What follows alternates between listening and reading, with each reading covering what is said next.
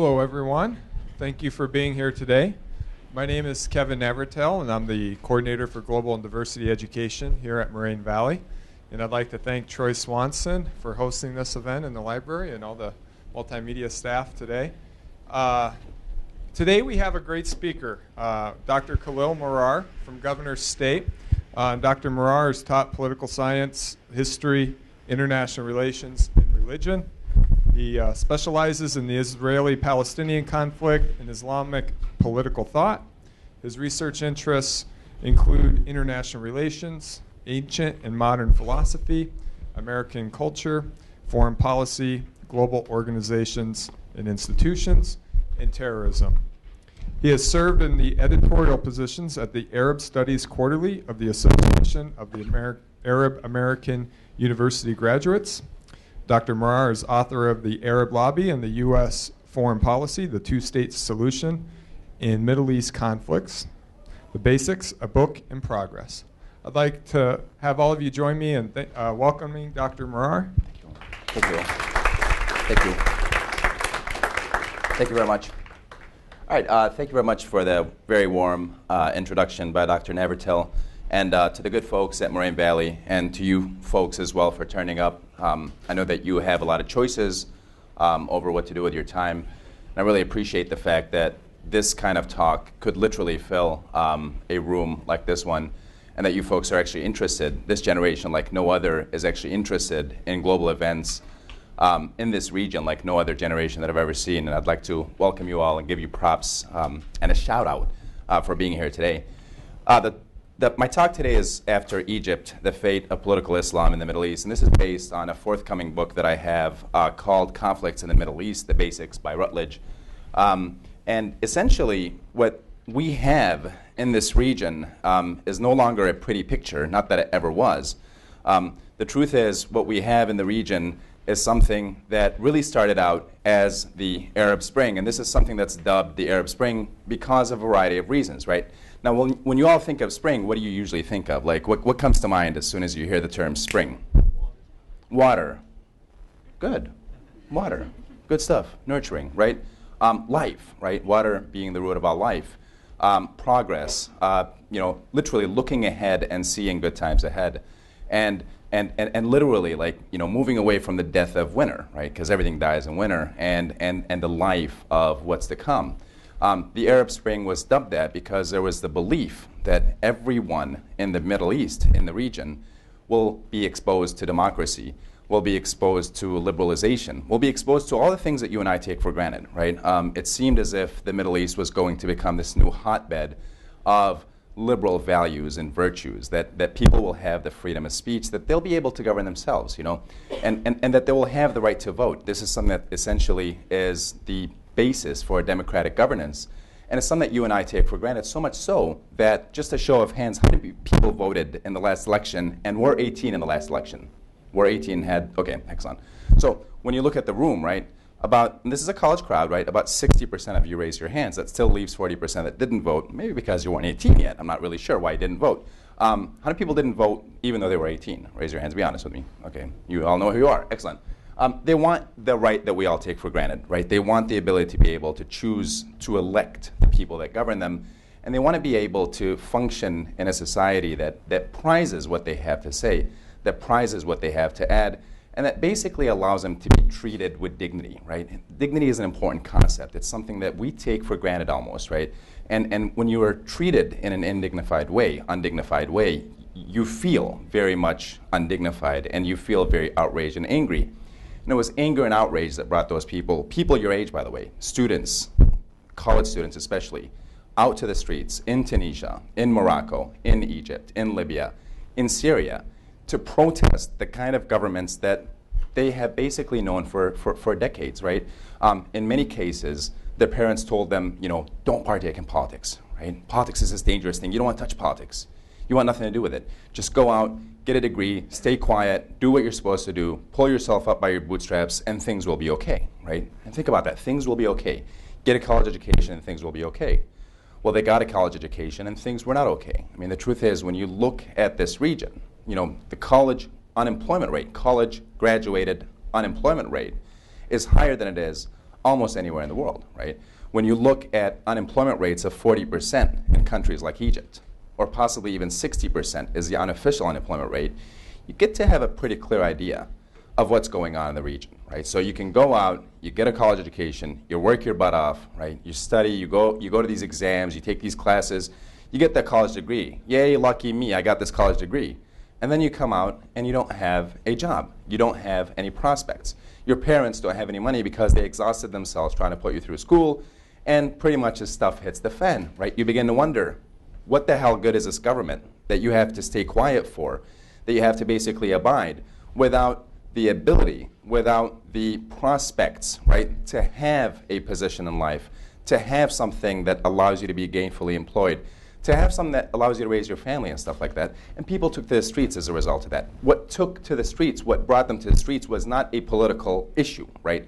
They were not first and foremost concerned about the politics, right? They were concerned about, in Egypt we call it the bread revolt or the bread revolution. They were concerned about bread, right? Bread being a basic staple of the Arab diet, bread being something that you use to scoop up hummus with, for example. You need that, right? Bread being something that's essential, right, for all of the dietary needs of the region. And people turned out to the streets because they couldn't provide for the simple things in life, things like bread, having bread on their table, having food on their table, and having the kind of prospects that we all almost take for granted here. Although I'm speaking to a crowd that grew up in the Great Recession, it's not as bad as it is over there. It's really, really bad over there, and it's getting worse and worse and worse and worse. And therefore, people took to the street, right? This word, irhal, literally means move out, go away, right? And it was the word that was chanted throughout the region about or to the dictators that governed the region. People like Muammar Gaddafi, people like Hosni Mubarak, governed the region with an iron fist. They governed without anybody telling them that they can govern. They governed without ever having a legitimate election. They governed on the basis, not so much of the divine right of kings, but pretty darn close to it. Most of them were not kings. Most of them governed through force. And anytime you govern people through force, they're going to rise up and overthrow you, as Tocqueville reminds us. So this is a chant that was literally in existence throughout the region, right? And many people were exposed to sort of two diametrically opposed sides in the region, right? There's the side that says that we can get democracy, right? We can get freedom, forget about democracy, we can get freedom through terror, right? And there's a side that says that we can get the right to govern ourselves only by acting in a manner that is consistent with our ability to govern ourselves, right? And that is democratic protests, the right to freedom of expression, taking it to the street, telling our government this is precisely what we want. What we want is not to be downtrodden anymore. What we want is no longer to be literally governed by the thumb or the iron fist of these governments that have governed us for decades. What we want is the thing that most people take for granted, right? And in this day and age, you can no longer hide what the rest of the world is experiencing. Right now we have things like Facebook and Twitter and all these things, right? Now we have social media. Now we have global television. Now we have a more pervasive satellite technology that allows people around the world to actually see the way that you all are living. And when the average Egyptian looked at the way that Americans live, the way that people in France live, the way that people in the UK live, they said, I want that too. Why can't I have that? That's the same thing that took place in Syria, by the way. The Syrian people looked at the world around them, looked at the Egyptians next door, right, and said, we want to have that. Now, little did they know that having that doesn't necessarily mean having democracy right away. Little did they know, as they do now in Egypt, that having that means a military coup d'etat, right? Little did they know that in Libya, having that means that you basically have a government that is in shambles, that is governed by factions, that having that in Syria literally will result in the use of chemical weapons by the regime, right? Nobody knew that. Nobody could have forecasted that. Everybody thought that democracy would basically come to them as long as they went out to the streets and expressed themselves, said that we want democracy. What they got is far from democracy. And I fear that what they're getting in Syria right now is not democracy at all, right? It's what is going on in Syria? Chaos, civil war, right? What they got in Syria is things like civil war. What they got in Egypt is the return of military government, right? What they got in Libya is basically a factional, if you will, a factionally divided government, what they got throughout the region is not democracy at all. And the question that we have to ask ourselves is why? Why is it that, for example, countries like Egypt do not have democracy, right? Why couldn't they get their act together? Why couldn't they pull things together so much so that they can't have democracy, right? And this is a question that I always pose to my students. I will pose it to this crowd. Why can't the Egyptians have democracy? What's wrong with them? Is there something wrong with the Egyptian people? Is that what we think is going on? Then what is it? You shake your head. Why? What's going on with Egypt? Why can't they have democracy? Anyone? Yeah? They're divided, right? Their people are divided. How are they divided? They're not agreeing on one universal ideal of what they should have. And what is that universal ideal that they should have? Well, not everyone agrees that they should have democracy because they're afraid of it. Excellent, right? What's gonna happen? Not everybody agrees that they need democracy. There's a fear that's involved in democracy, right? What are we afraid of in democracy, though? What's the fear? A lot of people who could be ignorant will, rise up and kind of just become big chaos. You hit the nail on the head, right? There could be governance by ignorance. People who don't know any better, right? People who do not respect democracy. In Egypt, if you were to talk to the average Egyptian, they will tell you that what they got with the Muslim Brotherhood was exactly that, right? They got, regardless of how you feel about the Muslim Brotherhood, right? They got an ignorant government that really does not know how to govern, right? Now, I've gone on the record, I've gone on television, I've gone on every single forum and basically have expressed my disdain for the coup d'etat. But you cannot be dismissive of the fact that the way that the Egyptian government governed, right, the Muslim Brotherhood government governed, is not exactly keeping in line with democratic virtues, right? They tried to rid themselves of personal freedoms that people almost took for granted under Mubarak, right? And here's the thing. The economy didn't get any better, right? Here's the thing throughout the Middle East, right, that you need to understand.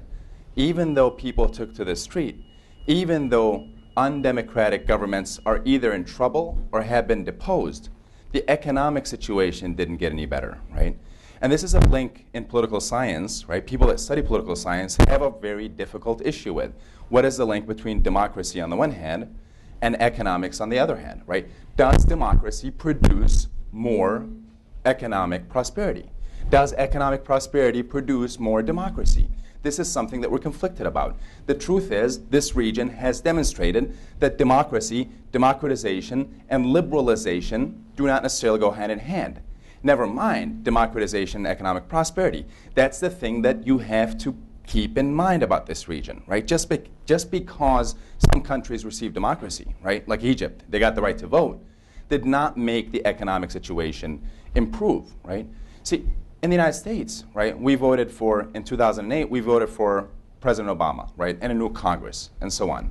And we were promised, right, hope and change. If you talk to the average American person right now, right, you don't have to talk to Sarah Palin, who's like talking about that hopey-dopey stuff, right? No, just talk to the average American person. They will tell you that they are not better off now than they were, say, 5 years ago, right?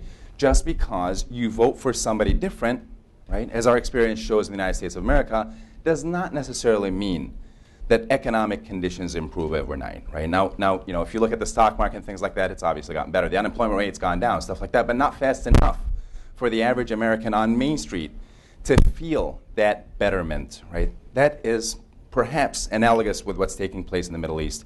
It's that relationship between governance on the one hand, government politics on the one hand, right, and economic well-being on the other hand.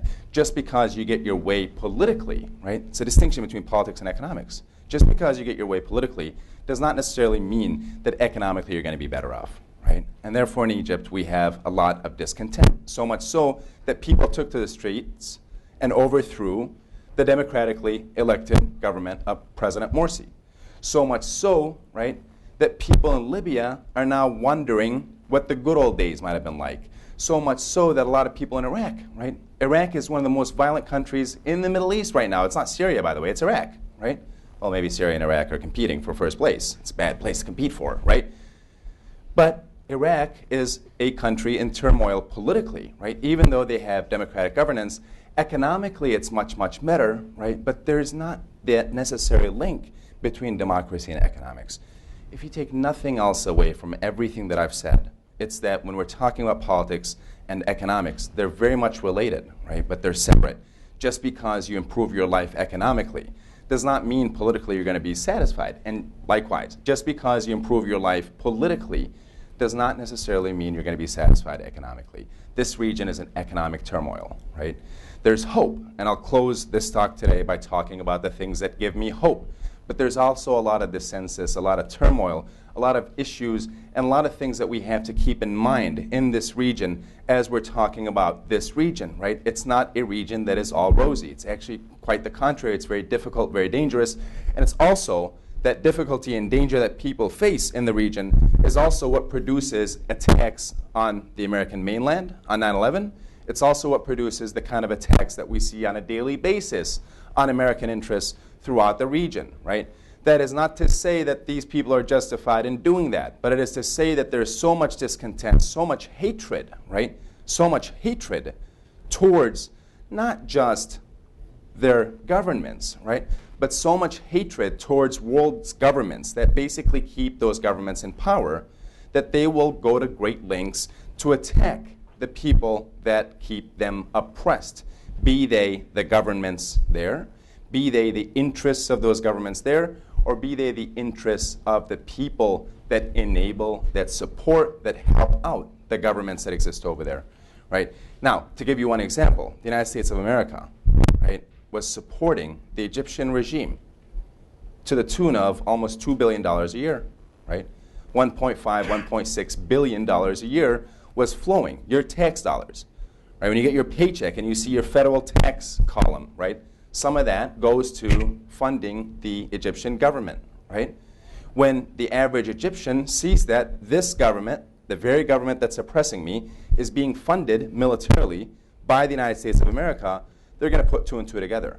They're not going to like us any more than they like their government, right? It's a bad idea to throw our lot in with undemocratic authoritarian regimes. But here's the irony.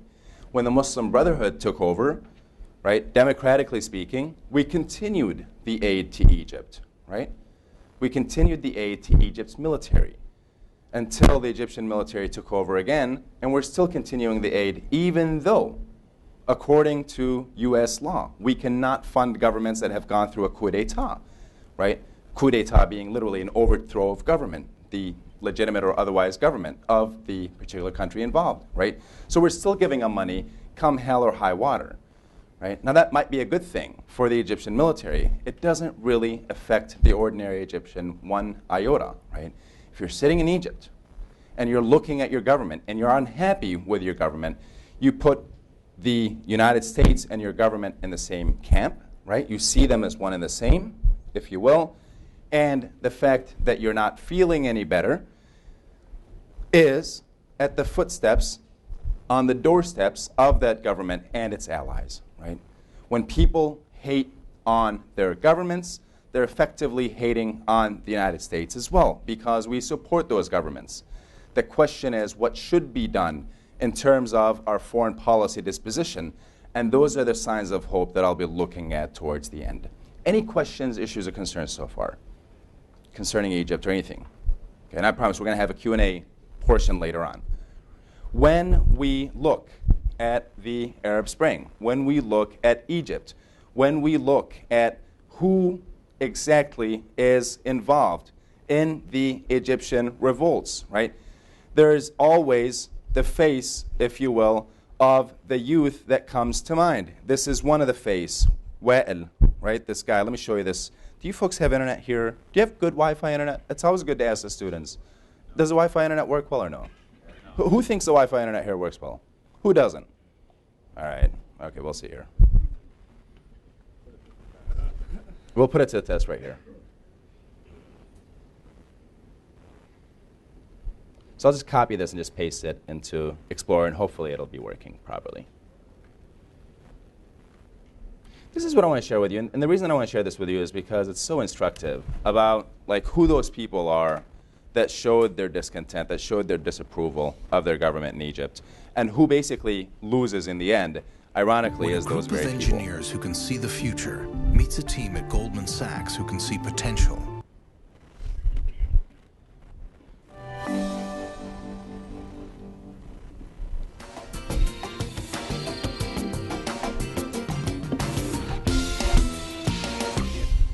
how annoying is it with the impatience of some of our leaders that the violence is ongoing and you guys aren't going about this the right way, and et cetera, et cetera? Well, again, I'm speaking on my behalf, you know, my behalf of myself, not on behalf of the Egyptian people. I just think that, you know, recovering from 60 years of, you know, military rule and 30 years of pure dictatorship is not going to happen in months. And I always like this concept of the helicopter view where, you know, when I get frustrated just like everyone else and disappointed with the pace of change. But then I like to rest and look back and see the big picture. There has been, you know, lots of achievement in the past 12 months. We never have thought it would happen in years. It's good to be dreamy and to seek the, you know, to keep seeking the right, you know, the right way to go. Yet it's also important while you're doing that is to be kind of realistic and celebrate successes. You know, we have a success such as that for the first time in Egypt history, 27 million took to the street in 60 years, in Egypt history in 60 years, took to the street. Almost 50% of the more than 50% of the voters to vote for a parliament member. We are having presidential elections coming in very soon. So the Egyptian people are finally having a say on democracy. I think a lot of the frustration in the West happens because probably that's not what they have envisioned as the, you know, the people's choice. And to me, I took to the street not to tell Egyptians who they should choose or replacing a dictator with another one, but who is much better. I went to the street because Egyptians were denied the right to choose. And it's about time that they get that right to choose. And based on the opinion of the majority, we have to all respect. I was disappointed that George W. Bush was re-elected in the U.S. presidential election for a second term after what happened in Iraq as an Arab who did not really was happy or appreciate what he did. Yet, for the American people, that's the choice where everyone have followed and everyone have respected because this is democracy. And pretty much the same thing should happen everywhere in the world. And I think, again, let's go back to any country recovering from a dictatorship to democracy. It's a process. It will take time. There will be price. We will all sometimes be disappointed. For me, I want to remain optimistic, passionate, and a believer that those who woke up, the critical mass that now cares a lot about this country, are no longer scared, are going to take this country in the right direction, despite all the hard time we might be facing. All right, so this is Wa'il Ghanem, right, this guy from Egypt who basically is talking about the Egyptian revolt and what it means, right, to have democracy, right? He said he did not care for somebody like a George W. Bush in the United States, but that who voted for George W. Bush? You all did. Well, maybe not you all, but the American people did, right? We did, right? And therefore, love him or hate him, we should respect the electoral outcome, right?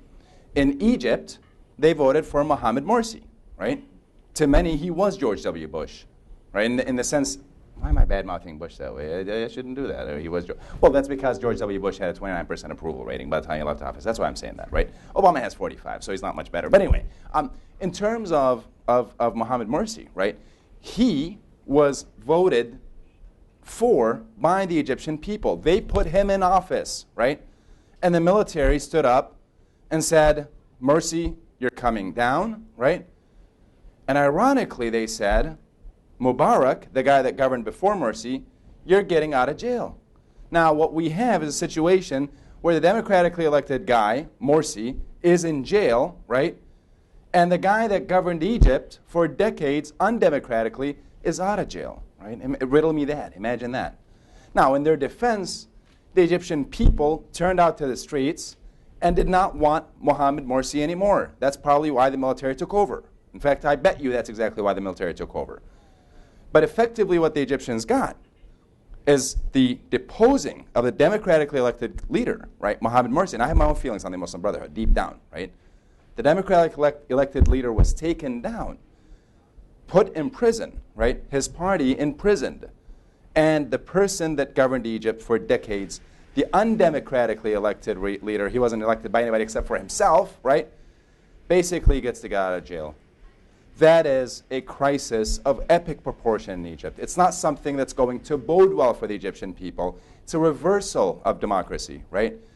In fact, it's such a reversal of democracy that according to most indices of democratization that you look at today, Egypt has basically gone back, not forward, right? The fact that they took down the democratically elected governor, right, in this case Mohamad Morsi, means that the Egyptians took a step backwards. That is not to say that I support the Muslim Brotherhood, right? It is to say, however, that that party got elected, right, and despite that election, the military nullified the will of the Egyptian people by honoring the will of the Egyptian people, ironically, because you had millions on the streets that demanded that Morsi step down, right? So this is the funny thing about this region. People, and it's not so funny, it's kind of sad actually, but sometimes what's sad is funny too, you know what I mean? People that voted for Mohamad Morsi, right? People that elected him, elected a person that they thought was going to govern their country out of the mess that it was in. When he failed to do that, those same people, many of them, took to the streets and said, enough, right? The funny thing about democracy is that just because people vote for somebody doesn't mean that they're going to support him later. But just because they withdraw their support, does it give anyone the right to nullify the people's original wishes? We struggle with that in this country, right? You know, you have to remember, people like George W. Bush and Barack Obama are democratically elected. Just because people do not care in majority numbers for Barack Obama or George W. Bush does not give them the right to engage in an overturning of that government. Does not give the military the right to engage in overturning that government, right? Democracy is kind of tough that way. We're stuck with the choices that we make, right?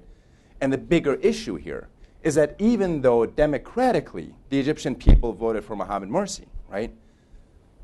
He was taken down undemocratically by the military.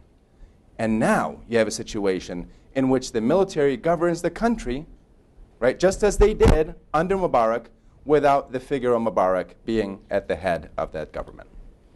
That's problematic. That's an issue, and that is something that we should take issue with as Americans, especially since our tax dollars are going over to the country to support the very undemocratic government that exists in Cairo. In Syria, it's a much different situation, right? Syria is in crisis, is in trouble, and is in the kind of trouble that Egypt found itself in the early days, insofar as you basically have a government that does not have the consent of the people. Except, unlike Egypt, what Syria has is a civil war that's taking place that has killed 100,000 people, right? 1,500 of whom died through chemical attacks. Now, how many people, be honest with me, how many people heard about the chemical attacks in Syria? How many people did not hear about the chemical attacks in Syria? Right? Almost unanimously, you all heard about it. Some of you have not, right? Some of you have not. In the situation that is called Syria, there's three things that I want you to keep in mind. Like Egypt, right? The people revolted, and they revolted against economically tough times, against an undemocratic government, right? Unlike Egypt, the government did not step down. The government is staying put, right? And the government is staying put because the government believes, Bashar al-Assad believes, that he ought to govern Syria because the Syrian people want him to govern, right? To which the response should be, well, when was the last time you had an election, President Assad? Right? And he'll be like, we have many elections. Well, when was the last time you had an election? Nobody's ever voted for this guy legitimately, right? So the question is, how can we gauge what the Syrian people want without a democratic election, right? So needless to say, people rose up against Assad. Now, unlike Egypt, right? Unlike Egypt, Syria is divided between two major groups. Does anybody know what those groups are? Sunni and Shiite, specifically the Alawites, a Shiite branch, a minority branch in Syria that governs over the country. It really is a tyranny of the minority, right? The Sunnis rose up with some Alawite support, right, and want the guy to step down. What are they tired of? The same thing that the Egyptians were tired of. Bad economic times and an undemocratic government in place that governs over those people with an iron fist, right? But unlike Mubarak, Assad did not step down, right? Unlike Mubarak, Assad used chemical weapons. Unlike Mubarak and unlike Egypt, right, the Syrian regime does not get its support from the United States of America. Instead, it gets its support from Russia and its ally, China, right? So it's kind of dangerous for our interests in many ways, in the sense that you basically have a client state of the Russian Federation in the Middle East that is cracking down on its people, that is governing with an iron fist, that is gassing them, right? This attack, the recent attack that you all heard about, has been dubbed the worst attack of the 21st century in terms of chemical weapons. One of the few attacks of the 21st century in terms of chemical weapons, right? And the Syrian government lingers on. Why does the Syrian government linger on? Because nobody has taken action to stop them, right? The Syrian people took action to stop them, but there isn't the kind of client-state relationship that the Egyptians had with us. And look what we've made with that relationship. We have a military government in Egypt, right? We have a military government in Syria. It's just that with Syria, I always like to gloat about this as an American. I'm very proud to tell you that we absolutely had nothing to do with the mess that the Assad regime has put its people in. Right? We have a lot to do with Egypt. We have nothing to do with what's going on in Syria, right? Except to say that now the United States and our allies are actually funding, supporting the rebellion and supporting some of the same elements that we call terrorist organizations here in the USA, right? There are operatives in Syria, now that the war has been going on for at least 2 years, that have pledged to support Al-Qaeda, right? They are, in fact, Al-Qaeda in the Sham, right? S-H-A-M, not Sham as like in the okay. Sham literally means Syria, right? Like the Syria, Lebanon, stuff like that. They're called the Syrian branch of Al-Qaeda, right? Here's the dilemma in Syria, right? There's not 3 people standing up here. I told you about the dilemma in Egypt, right? The dilemma in Egypt is that we're still continuing to support a military government, right? In Syria, the dilemma is this. We are supporting Al-Qaeda. If we engage in airstrikes, how are we supporting Al-Qaeda, you might ask? We're giving weapons to the rebellion, right? And some of those weapons are getting out of the hands of the good guys, right, into the hands of the bad guys, right? In Syria, I'm not really sure who the good guy is anymore, right? The people on the ground that are doing the beheadings and the floggings and stuff like that, they're not acting in accordance with any decency or human rights. The Assad regime naturally is not acting in comporting itself with human rights. The question is, who should we be aiding in Syria? And that really is the problem in Syria. I have a hand up there. Go ahead. What's your name? Speak up. My name is Isa. Where are you from, Isa? Jordan. Can you all hear Isa? Go ahead. I'm from the Middle East, and I'm from Amman, Jordan. Assalamu alaikum, Isa. Alaikum salam. I just got a question. Yeah. Does the United States support it, or is it Obama supporting it? Does the United States support the rebels, or does Obama support the rebels? You're making the distinction between Obama and the United States, right? Yes. Excellent question. Since we voted for Obama, right, we de facto are supporting what's happening, the rebellion that is happening in Syria. Does that make sense? Yeah. Does Obama support the rebellion? Yeah, he's giving arms to the rebels, some of whom are actually vowed supporters of Al-Qaeda, right? So I don't believe that the distinction between Obama and the United States is one that should be imposed, especially since Obama is elected by the American people. That's my position on that, Isa. Yeah, like Obama, when he was first elected, there was change, there was hope in him. Yeah. But now, a couple years later, there's nothing. And a couple of days ago in Washington, yesterday, matter of fact, there was a shooting in Washington. Yeah. The Navy. And we live in dangerous, troubled times, right? We in the United States, we throughout the world live in dangerous, troubled times. And the truth is, and Isa, I'm glad you're talking about this, right? When Obama got elected, right, he went to the Middle East and gave Middle Easterners what's known today as the Cairo speech. Now, be honest with me. How many people have watched the Cairo speech? Raise your hands. How many people did not watch the Cairo speech? You're going to hear about the Cairo speech a lot. And you're going to hear about the Cairo speech a lot, not today so much. I want to actually show you a little bit of what Obama said in the Cairo speech. You're going to hear a lot about the Cairo speech because people will say, your president dropped the ball. President Obama dropped the ball in the Middle East. And the question is, why? How did he drop the ball, right? The other day, this guy was talking. I was on a TV show with this guy who was saying, President Obama dropped the ball. I'm like, how did he drop the ball? He said, in 2009, he came out and he gave the Cairo speech, right? When anybody hears that kind of stuff, that kind of wording, this is what President Obama said briefly in the Cairo speech. All you have to do is just YouTube Cairo speech Obama, right? It takes place in 2009.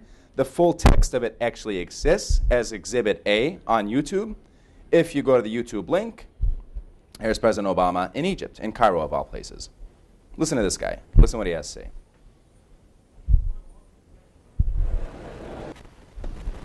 So long,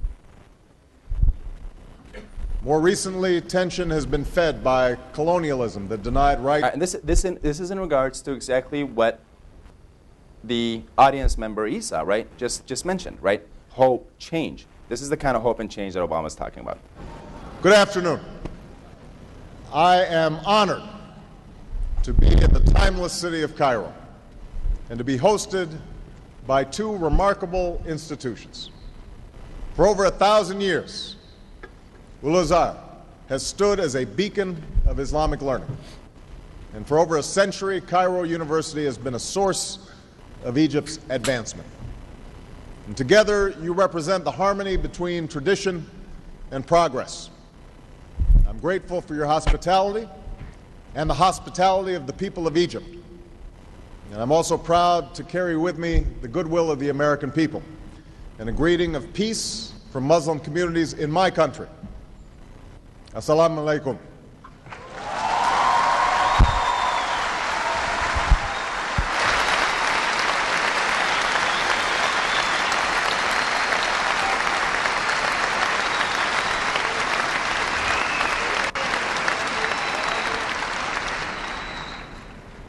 We meet at a time of great tension between the United States and Muslims around the world. Tension rooted in historical forces that go beyond any current policy debate. The relationship between Islam and the West includes centuries of coexistence and cooperation, but also conflict and religious wars. More recently, tension has been fed by colonialism that denied rights and opportunities to many Muslims, and a Cold War in which Muslim-majority countries were too often treated as proxies without regard to their own aspirations. Moreover, the sweeping change brought by modernity and globalization led many Muslims to view the West as hostile to the traditions of Islam. Violent extremists have exploited these tensions in a small but potent minority of Muslims. The attacks of September 11, 2001, and the continued efforts of these extremists to engage in violence against civilians has led some in my country to view Islam as inevitably hostile not only to America and Western countries, but also to human rights. All this has bred more fear and more mistrust. So long as our relationship is defined by our differences, we will empower those who sow hatred rather than peace, those who promote conflict rather than the cooperation that can help all of our people achieve justice and prosperity. And this cycle of suspicion and discord must end. I've come here to Cairo to seek a new beginning between the United States and Muslims around the world, one based on mutual interest and mutual respect, and one based upon the truth that America and Islam are not exclusive and need not be in competition. Instead, they overlap and share common principles of justice and progress, tolerance, and the dignity of all human beings. All right, so if you're listening to this, right, Asa, this is what you're talking about. If you're listening to this, right, this sounds really good. This sounds really good, right? We're no longer going to be divided. Islam and American virtues overlap. The United States is going to, and if you listen to this enough, right, it's an hour speech, we don't have an hour, right? If you listen to this enough, President Obama comes out and says, literally, that if you want freedom, if you want the right to speak your mind, if you want democracy, if you want prosperity, we, the United States of America, are going to support you. we're going to support you, right? There's a lot of people that connect the dots between the Cairo speech of 2009, right, on the one hand, by Obama, and the Arab Spring on the other hand. So, needless to say, people in the region rise up. What does the United States do? In Egypt, right? The Egyptian people are on the streets. Hundreds have been killed, right? What does the United States do? We're like twiddling our thumbs, waiting around like lazy, this sort of, right? We're twiddling our thumbs, right? We're doing nothing. We come out and then, in later stages of the revolt, support the de facto outcome of what happened in Egypt. Listen to me very carefully. We only supported democratization in Egypt after democratization became, if you will, the desired option for the Egyptian government, right? When you do that, that's kind of like guessing, it's like guessing the answer to a test question after the answer comes out. Do you understand what I'm saying? Right? It's not a good way of running foreign policy. And then, to make matters worse, the democratically elected government in Egypt gets overthrown. What does Obama do? He's out, literally golfing, I swear, he was golfing. He was golfing, right? That's what he's doing, he's golfing. So is that a man that supports democracy? The better question is, are we in the United States of America supportive of democracy? There are many people in the Middle East that would say no, right? Now, don't get me wrong. It's not just support as in, do we say we support democracy, right? Everybody can say we support democracy. The question is, the better question is, to what end is our foreign aid going, right? If you look at Egypt, we're talking about $1.5 billion in aid. It's going to the military government that is governing Egypt, not towards democracy. Not towards democracy, right? Now, here's the hope that I have, right? And this is where I want to open it up to questions. I believe that there are 5 things that we need to do here in the United States of America in order to bring about not just a better Middle East, but a better world, right? The first thing that we should do is actually live up to the kind of rhetoric that is being emitted in this speech, right? Our Declaration of Independence says we hold these truths to be self-evident, right? That what? That all men are what? Equal, right? That all men are created equal, and that we're endowed by our Creator with unalienable rights. Amongst those rights, according to Jefferson, right, are the right to life, liberty, and the pursuit of happiness. When you look at what our foreign policy does in Egypt, right, you have the right to die, you have the right to be imprisoned, you have the right to basically be miserable, right? If you're somebody who voted for that government in Egypt and got your vote annulled, the tax dollars that we are sending to the Egyptian military government are not consistent with what we say we are. The silver lining is this. Speeches like this are important, right?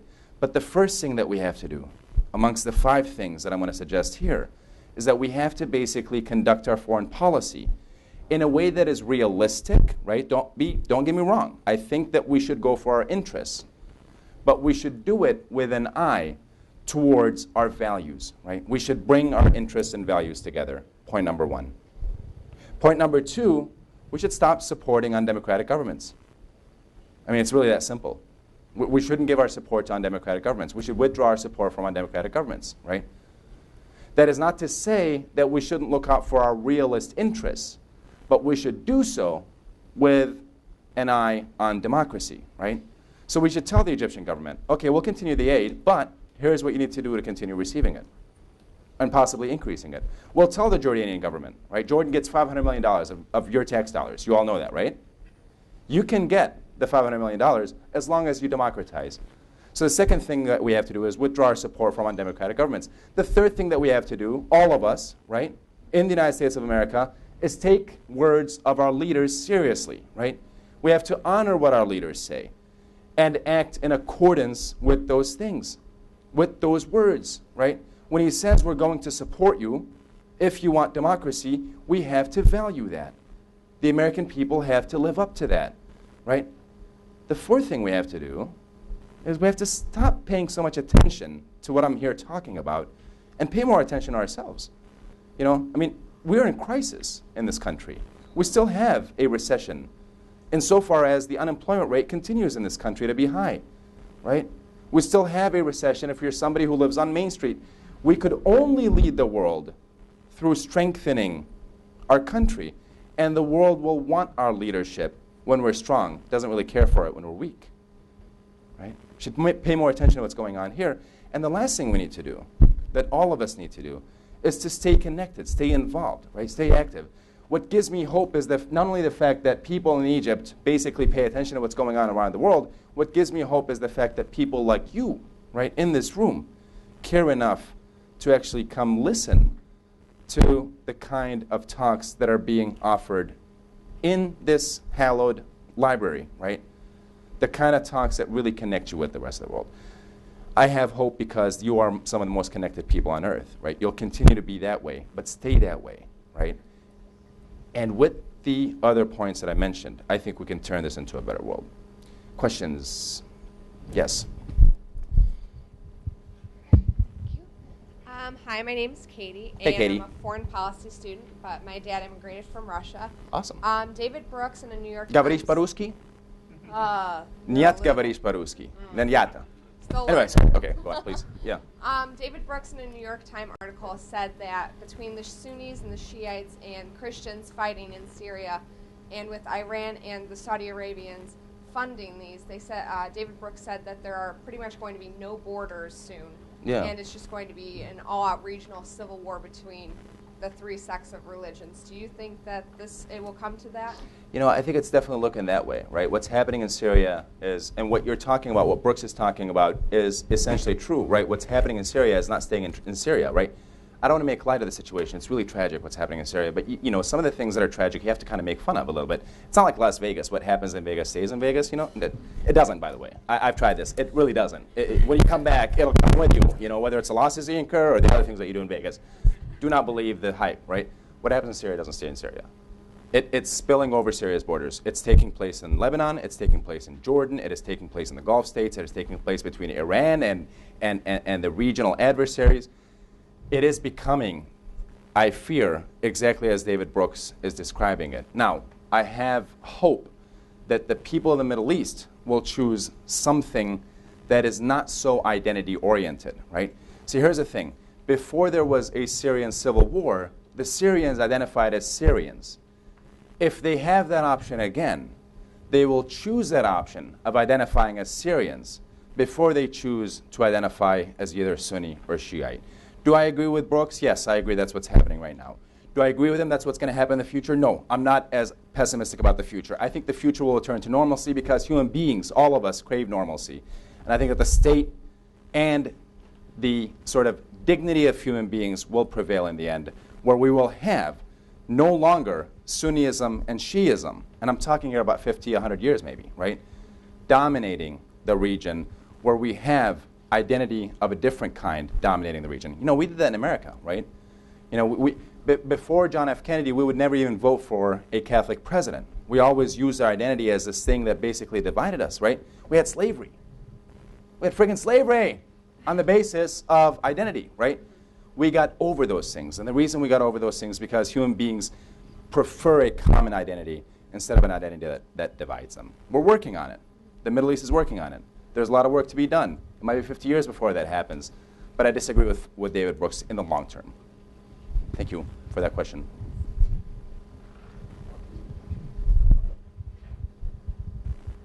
Okay, so how... Say your name. Amira. Amira. Amira, go on. First, salam alaikum. And also, how can we find a medium between satisfying the people who want us to police the world and just maintaining a harmonious balance at home? Yeah, that's a great question. How do we look out for ourselves while looking out for the world, right? Okay, excellent. Excellent question, right? There are two ways to look out for ourselves while looking out for the world, right? I'm going to spare you, like, the lecture, and I'm going to tell you this shortly, briefly. We can't have a world in which we're looking out for ourselves without looking out for the world. Here's why. If you look at the Middle East, Do you know what happens to oil prices when there's crisis in the Middle East? What happens? They go down. Who's crazy enough to have them go down? Nobody, right? They go up, exactly as most of you are pointing up, right? They go up. Every single penny that gas prices go up at the pump results in an effective tax increase on the American people of billions of dollars. Amira, to answer your question, it's a false distinction that we make between prosperity abroad, well-being abroad, and prosperity at home or well-being at home. Here's the thing. When we thought we can check out of the world, when we thought we can ignore the world, when we thought, hey, you know what? This is not our problem. We should not police the world. We should not police the world. The picture on the left that I'm about to show you, this is what we got. This is what we got. Because we were tuned out from what's happening in Afghanistan, a failed state. We were tuned out from all Al-Qaeda was doing, right? So well-being here depends on well-being abroad, not just because of terrorism or global warming or whatever, right? Or gas prices, but because it has to be a harmonious world in order for the world leader, the United States of America, to be well. Do you understand what I'm saying, right? We can't be leaders of the world without it being a prosperous, democratizing, well-off world. We can't, right? We can't. It's not a good position to be in. Next question. Hi, my name's James. James. Kind of building on the balancing that she was talking about, you had mentioned that you thought it was giving mixed messages that we only started supporting the democracy in Syria, Yeah. or I'm sorry, in Egypt. In Egypt. After it was already in place. Yeah. Considering the criticism that the U.S. has gotten for kind of forcing democracy on countries that didn't want it, Yeah. how can we... Like in how do Iraq, you for think- example, right? Yeah. Yeah. How do we find a decent balance where we are helping better the world without forcing our Western customs on other countries? You know, that's a damn good question, Jim. That's a damn good question, right? How do we sort of welcome, nurture, enable democracy elsewhere without imposing too much of ourselves, if I'm understanding it correctly, right, on these people that really don't want to be like, you know, liberal Jeffersonian Democrats, right? And the answer is a pretty straightforward one. The answer is we should insist that democracy should be the goal as a precept of our foreign policy, as a fundamental precept of our foreign policy, right? But we should not, under any condition, tell anybody in the world that this is the way to do democracy, right? Don't get me wrong, though. Sometimes, see, here's the thing. Saddam Hussein, do y'all know Saddam Hussein? He died like in 2000, well, he was hanged in 2006 or something like that, right? He was hanged by the Iraqis, by the way, just like Ceausescu. Anyway, long story short, Saddam Hussein used to call himself an archetypal Democrat. He used to think of himself as a Democrat. He used to fancy himself as a Democrat. When you looked at Iraq, it wasn't a democracy, right? And just because people voted for the blue Saddam Hussein instead of the red Saddam Hussein does not make Iraq a democracy, right? So I guess what I'm saying, James, is that we should have democracy being the end of our foreign policy, right? We should have it being a fundamental precept of our foreign policy. But we should not dictate to folks around the world exactly what democracy looks like. However, when people like Saddam Hussein say they're Democrats, we should call them out on it, right? To answer your question very clearly, even more clearly, I would say that we should insist on democracy and assist people at arriving at their own meaning of what that means. What that looks like in practice, we can talk about for hours. All right, I have a question in the back and then two up front. Sure. Yep. And always say your name too. Assalamu alaikum. Wa alaikum assalam, brother. My What's name your is name? Ibrahim or What is it? Ibrahim. Ibrahim. Same difference. Yeah. I want to go back to the point where you were talking about the interest of our government. Yeah. Now, when the Iraq War first happened, they were saying Saddam had weapons of mass destruction. That's right. Yet That they was a still lie. haven't apologized for being wrong. Now, by Constitution, we're not allowed to go on foreign soil unless they attack us first. Mm-hmm. The only attack we had in recent history is 9/11, and it wasn't by a government. It was by extremists. That's right. So that goes back to the point, why are we wasting so much money going to these other countries while we're still in recession? That's a damn good question. And on top of that, we're giving Israel $7 million a day. Now, if we're in a recession, $7 million a day times 365 days is a lot of money. Yeah. Now, I think you could save a lot of people's lives with that money domestically. So that's my question. That's a great question, Ibrahim, right? So there's two parts to Ibrahim's question, right? The first part is, what gives us the right to go abroad if we are not directly threatened, right? And the second question is, why do we focus so much on things like foreign aid? And shake your head yes if that's correct so far, right? Why do we waste so much of our resources on foreign aid when we need a domestic focus, right? The first question is a pretty clear one. I don't think we should attack anybody unless we're attacked. And you're absolutely right. 9/11 was committed by a non-state actor, right? But that non-state actor, Ibrahim, was based in Afghanistan. And the Taliban, the sovereign of Afghanistan, was harboring the Taliban. Lest we forget, the reason that we went to Afghanistan is because the Taliban was harboring al-Qaeda, right? Should we have gone in Iraq? No. I was one of the first ones to oppose the Iraq War in 2003, right? Should we go into Syria? I don't know. I really don't know, right? I mean, if you look at those pictures of those kids gassed and they're dead and you don't know why they died, right? I don't know. Should we do something? Sure, right? What does it mean to do something? I'm not really sure. Really, I don't know.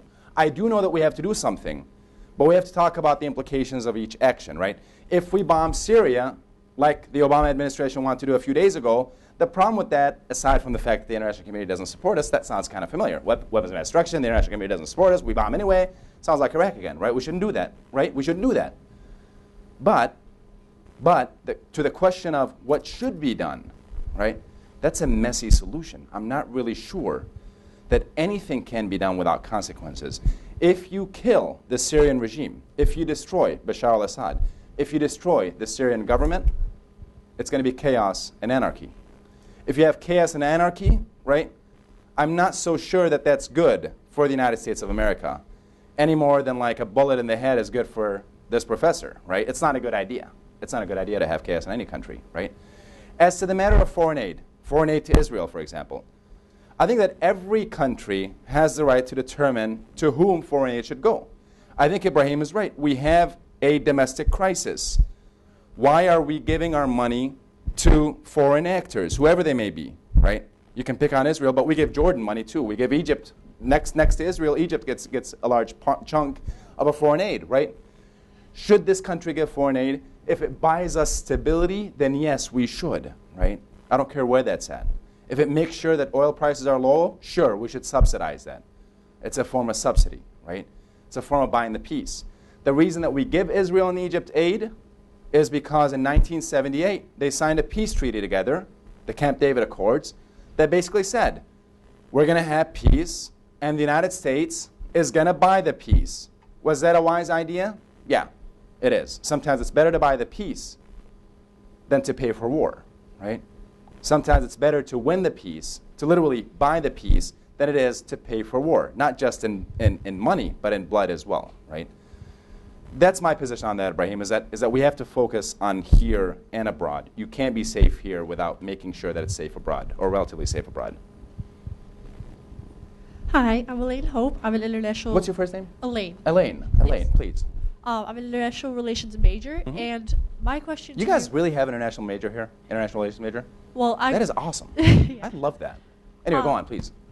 My question to you is, it's explicitly clear that affairs domestic and affairs abroad are linked.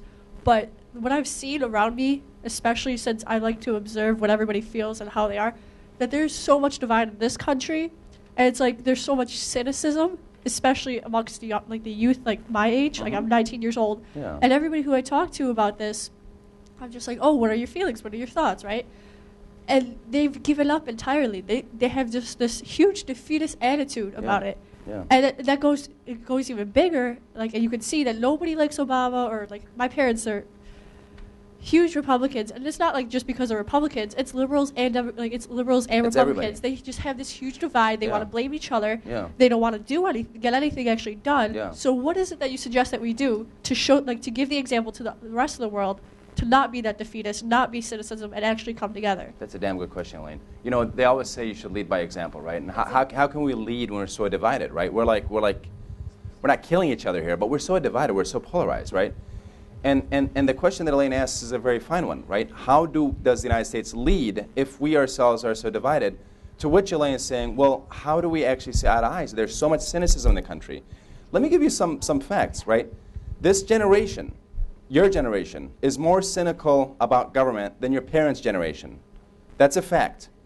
And your parents' generation was more cynical about government than their parents' generation. We have this like sort of race to the bottom in terms of trust in government. The question that should be asked is, how do we restore good governance, right? How do we restore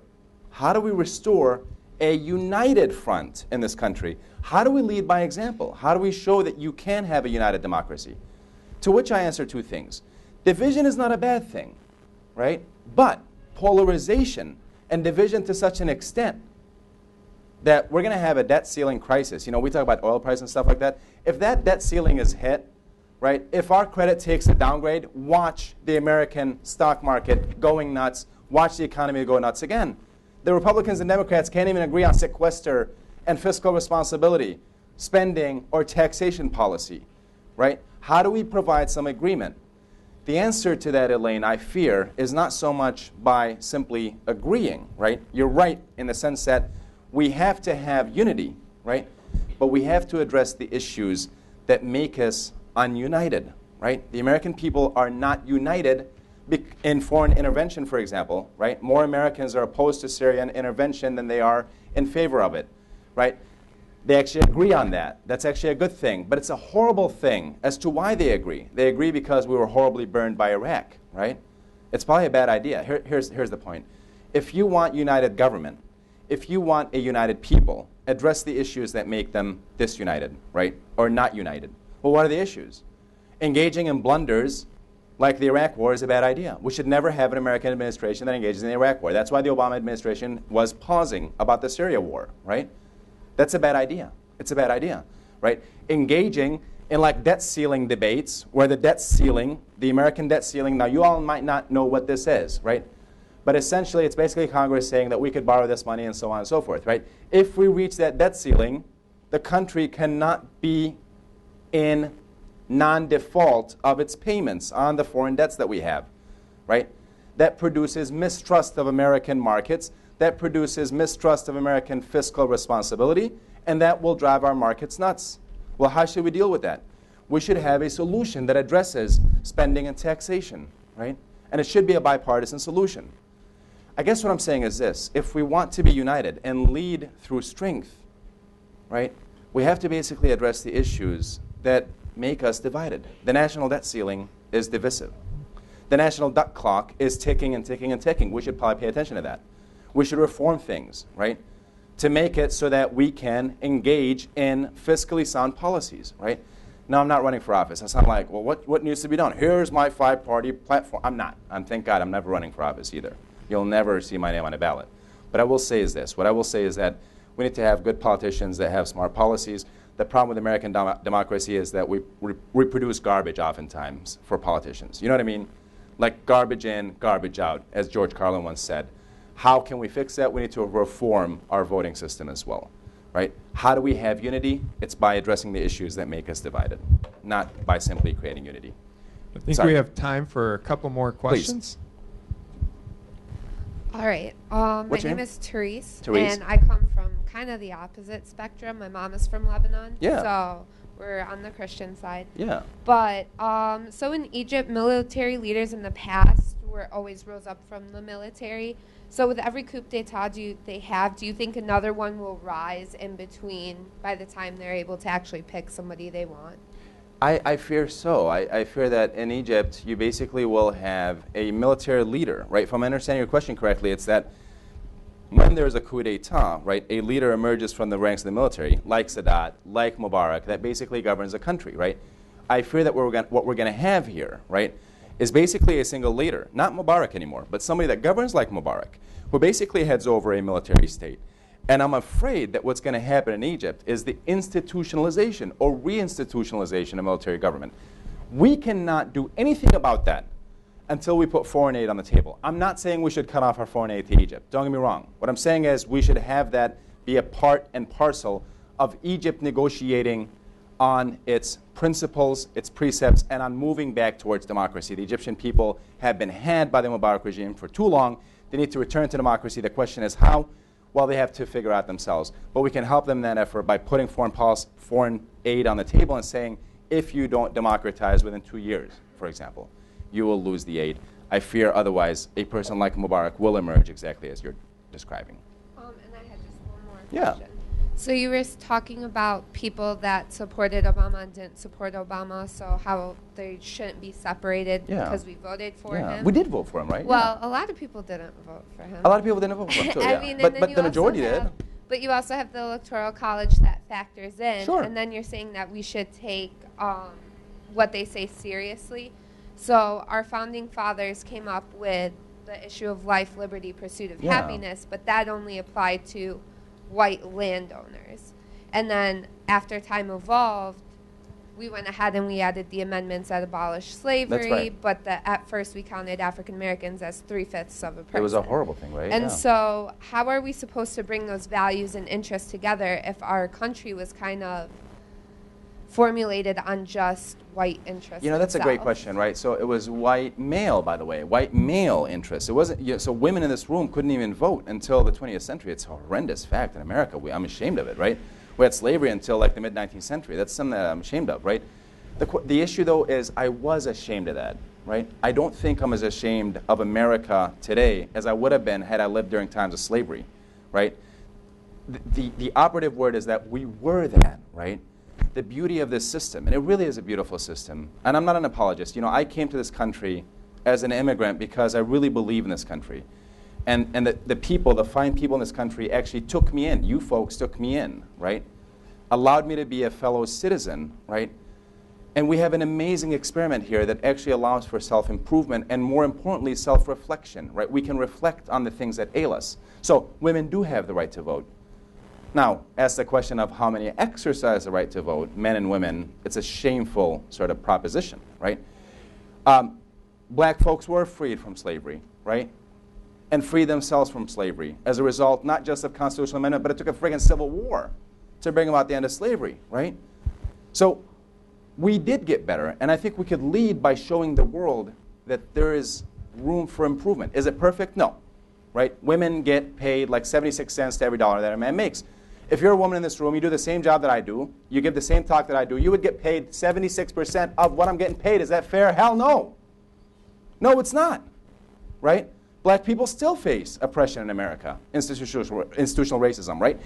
There is such a thing as people being opposed to you on the basis of your ethnicity, right? Miss America, Indian descent, right? People are like, this should not be an Arab. And I was like, my mind is going to explode. I'm like, well, first of all, she's not an Arab. She's Indian American. Second of all, why the hell are people so mean that Miss America is now Indian American? Like, why can't we have, you know, a Miss America that represents all of America, right? There is still racism. There's still sexism. There's still homophobia. There's still all kinds of stuff, right? The question that we have to ask ourselves is, how have we gotten better? And we have to lead by showing the world that we did indeed get better and that we have more to work on. We all have more to work on, and that's what we have to sort of put out, right, for the world to see. I want to have all of you join me in thanking Dr. Marrar with Thank this you so much. excellent talk. Thank you. Thank you. Thank you to all of you for attending and excellent questions, and hopefully you can come to future events in the library and global and diversity education. Thanks again, guys. Thank you. Thanks for coming, everybody.